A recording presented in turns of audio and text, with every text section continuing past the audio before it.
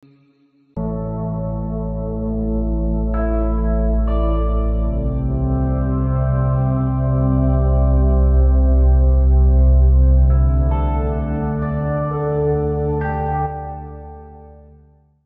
rahimakumullah.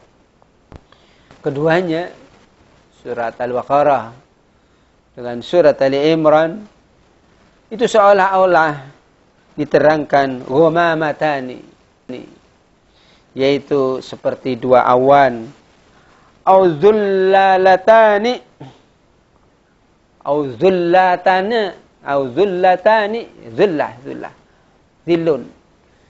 Atau dia itu seperti naungan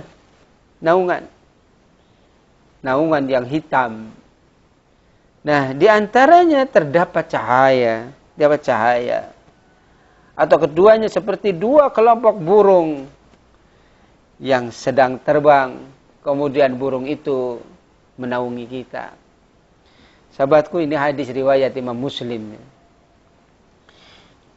Panasnya hari kiamat yang begitu dahsyat. Sebab matahari didekatkan ke kepala semua makhluk, bukan hanya manusia. Maka pada saat itu surat Al-Baqarah akan datang dan memberikan naungan kepada orang-orang yang membacanya, yang menghafalkannya, yang mengamalkannya, yang berzikirnya setiap hari tidak pernah lepas dari Al-Baqarah. Coba renungkan sahabatku rahimakumullah tentang dahsyatnya hari kiamat. Tapi Al-Baqarah yang begitu setia akan datang menemani kita di saat kita itu kepanasan. Bahkan dalam kitab Aqidatul Mu'min misalnya diterangkan bahwa banjir keringat karena panas yang begitu menyengat, akhirnya kita pun tidak berdaya. Bukan hanya 100 tahun, 200 tahun. Hitungannya adalah ribuan tahun, bahkan lebih. Jangankan kita sahabatku rahimakumullah. Para nabi pun pada saat itu termenung, menunduk karena takutnya kepada Allah Azza wa Jalla. Sahabatku rahimakumullah. Imam Al-Bukhari radhiyallahu anhu meriwayatkan tentang Al-Baqarah bahwa Rasulullah sallallahu alaihi wasallam bersabda, "Al-baitul ladzi tuqra'u fihi suratul Baqarah la yadkhuluhu syaitan." Rumah yang di dalamnya dibacakan surat Al-Baqarah, maka tidak akan dimasuki syaitan. Sahabatku, syaitan itu mempunyai tugas yang luar biasa menggodanya manusia. Pagi, siang, sore, malam, larut, kita tidur pun digoda oleh syaitan. Tetapi ketika rumah kita diisi hari-harinya dengan surat Al-Baqarah, maka setan akan pergi. Rumah yang tidak pernah dibacakan Al-Quran, itu bagaikan kuburan. Maka cahayailah rumahmu dengan Al-Quran. Nawwiru buyutakum biqiraatil Quran. Cahayailah rumahmu dengan bacaan Al-Quran. Dari rumah surat Al-Baqarah, sahabatku rahimakumullah. Pada saat perang berkecamuk misalnya, Rasulullah sallallahu alaihi wasallam berseru kepada kaum muslimin, "Mana sahabat Al-Baqarah?" Seolah-olah sahabat Al-Baqarah adalah orang-orang yang istimewa. Setelah mendengar seruan itu, kaum muslimin segera berhamburan memenuhinya. Sekarang kita menyerukan kepada segenap umat muslimin untuk menjadi sahabat surat Al-Baqarah. Akan menjadi manusia pilihan saat di dunia. Dan pada hari kiamat menjadi orang-orang yang berhak mendapatkan naungan. Sahabatku rahimakumullah. Surat Al-Baqarah adalah surat yang istimewa. Jadikan dia sahabat sehari-harinya. Bahagiakanlah hati kita dengan surat Al-Baqarah. Sahabatku, surat Al-Baqarah terdiri dari 3 hal. Ada pembukaan, ada isi, dan ada penutup. Bagian pertama atau juz ke-1 dalam Al-Quran menampilkan 3 contoh kelompok manusia terdahulu yang mendapat giliran memimpin bumi. Nanti bisa dilihat, sahabatku rahimakumullah. Sedangkan bagian yang kedua, yaitu pada ayat 142 sampai 283, terdiri dari berbagai perintah dan larangan yang wajib. Perintah wajib ditaati dan larangan wajib dijauhi. Sahabatku rahimakumullah. Kemudian bagian penutup dalam Al-Quran pada ayat terakhir, yaitu kita memohon pertolongan kepada Allah dari fitnah-fitnah. Wansurna lil qaumil kafirin. Fitnah-fitnah, bahkan mereka berusaha melenyapkan Al-Quran, melenyapkan sinar kebenaran yang ada pada diri kita. Minta tolonglah kepada Allah. Sahabatku rahimakumullah, juz Al-Quran yang pertama, yang utamanya adalah diterangkan juz terdiri dari 8 rubu'. Kalau bahasa Jawa kita kenal ada istilah makra. Kalau bahasa Sunda ada istilah ruku'. Nah, rubu' yang pertama, sahabatku rahimakumullah, itu mengenai klasifikasi manusia. Di sini saya akan terlihat beberapa kelompok manusia yang ada di muka bumi, yang salah satunya berhak menjadi khalifah, menjadi pemimpin dunia. Kemudian rubu' yang kedua mengenai contoh pertama kepemimpinan di dunia, yaitu Nabi Adam alaihissalam. Kemudian sahabatku yang berbahagia, yang ketiga, rubu' yang ketiga itu mengenai umat yang diberi oleh Allah Subhanahu wa taala kesempatan memimpin dunia untuk waktu yang cukup lama, tetapi gagal dalam menjalankan tugasnya, yaitu Bani Israel. Dan rubu' yang ketiga sampai ketujuh.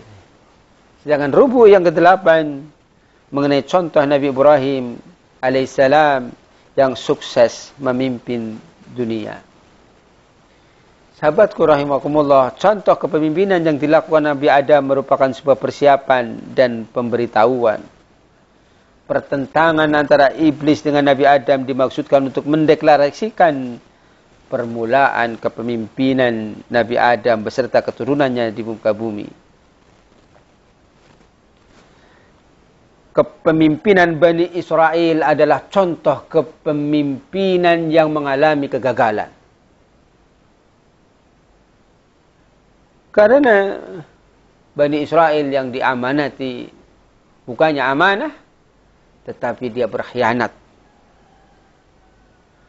Surat Al-Baqarah menyebutkan kesalahan-kesalahan mereka. Bukan untuk mencaci, tetapi untuk mengingatkan umat yang nantinya akan mengganti kepemimpinan dunia dengan pesan. Berhati-hatilah dalam memimpin. Jangan terjerumus ke dalam kesalahan sebagaimana yang dialami umat sebelum kalian. Maka ini sebagai pelajaran bagi para pemimpin, penguasa, untuk memimpin sebuah negeri, memimpin suatu umat, maka harus belajar dengan surat Al-Baqarah. Kalau kita jauh bahkan menyelisihinya, maka yang ada adalah fitnah demi fitnah. Kemudian pada bagian terakhir Allah Subhanahu wa taala menampilkan contoh kepemimpinan yang sukses, yaitu kepemimpinan Nabi Ibrahim alaihissalam. Sahabatku rahimakumullah, dari penuturan secara singkat tentang Al-Baqarah ini, sahabatku, yang menjadi kekuatan untuk kita adalah, yang pertama adalah baca itu 286 ayat dulu. Jadikan zikir-zikir harian. Tadi saya sampaikan, mungkin kita nggak bisa sekaligus membacanya. bisa 2 kali, bisa 3 kali. Karena sholat 5 waktu jangan untuk Al-Baqarah saja. Karena nanti kita ada bacaan-bacaan yang lain. Jadi seakan-akan itu surat Al-Baqarah sebagai zikir saja, zikir wajib. Tetapi surat yang lain pun akan menanti kita.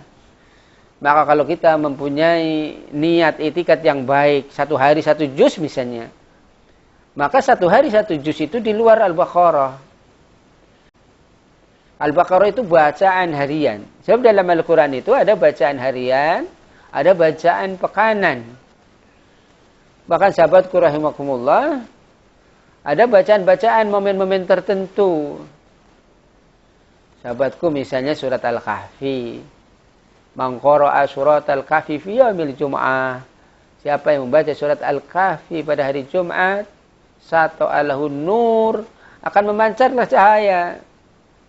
Terutama nanti pada hari kiamat. Min tahti qudamihi ila ananis sama. Yaitu yang akan memancar dari bawah kakinya sampai ke langit yang tertinggi. Bahkan diterangkan bainal jum'atain, antara 2 Jumat, Jumat sini, Jumat depan, itu akan menjadikan pencerahan. Dosa-dosa kita akan diampuni kalau kita mendawamkan setiap hari Jumat. Hari Jumat, jadi hadisnya Jumat bukan hari Kamis. Maka sampaikan kekuatan hari Jumat, ya udah ba'da maghrib kita baca sampai menjelang maghrib di hari Jumat. Boleh 1 kali, boleh 2 kali. Tetapi sahabatku rahimakumullah, di hari Jumat itu jangan lupa juga Al-Baqarah. Jangan lupa juga Al-Baqarah. Dan juga program yang kita kuatkan 1 hari 1 juz. Sahabatku rahimakumullah, mungkin kita bercapek-capek dengan Al-Quran hari ini. Tetapi kalau kita di awalnya dipaksakan, nanti akan menjadi nikmat. Sahabat Utsman pernah berkata, jika hatimu bersih, senantiasa engkau tidak akan pernah merasa bosan dengan Al-Quran. Dalam membaca Al-Quran, dalam memahami Al-Quran. Tetapi orang kadang-kadang berpikir negatif. Memangnya kita kerja untuk Al-Quran saja? Nah inilah orang-orang yang berpikir negatif. Karena khuluquhul Quran, ahlaknya Rasul itu Al-Quran. Maka kalau kita ingin mencontoh akhlak Rasulullah, maka berdekat-dekatlah dengan Al-Quran. Sahabatku rahimakumullah, kalau membicarakan surat Al-Baqarah mungkin sangat luas dan membutuhkan waktu yang lama. Intinya saya ingin memberikan motivasi pada diri saya sendiri, pada keluarga dan sahabat-sahabat semua. Cintailah Al-Quran, terutama mencintai surat Al-Baqarah. Jadikan zikir harian. Jadikan kekasih harian. Jadikan kekasih yang akan, bukan hanya di dunia, dia akan menemani kita. Dunia, akhirat. Wallahu a'lam bishawab. Subhanaka, Allahumma wa bihamdika. Asyhadu an la ilaha illa anta. Astaghfiruka wa atubu ilaik.